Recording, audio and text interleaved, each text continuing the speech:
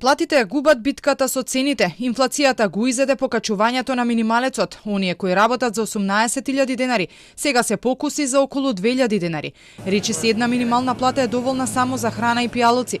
Кај просечната плата пак која е нешто над 30.000. Загубите се повеќе од 50 евра. Даночните експерти влегоа во пресметки, откако статистика вчера објави нов рекорд на инфлацијата од 12% во мај во однос на истиот месец лани. Платите ја губат трката и во инфлација тие секојаш биле губитници, значи животниот стандард е исто така голем губитник.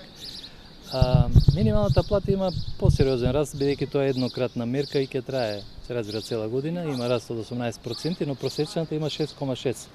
Уште во оваа фаза, зборувам од почетокот на годината, ако споредиме со овие 7,5% порастот на цените на мало, очигледно дека платите заостануваат.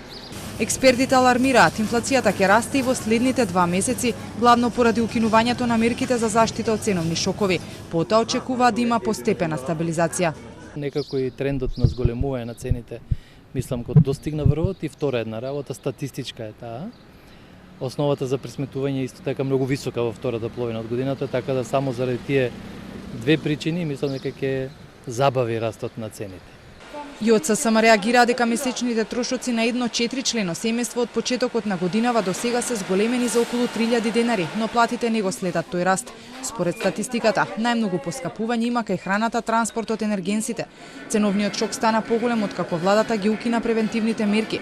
Основните производи значително поскапеа, некои за повеќе од 70%.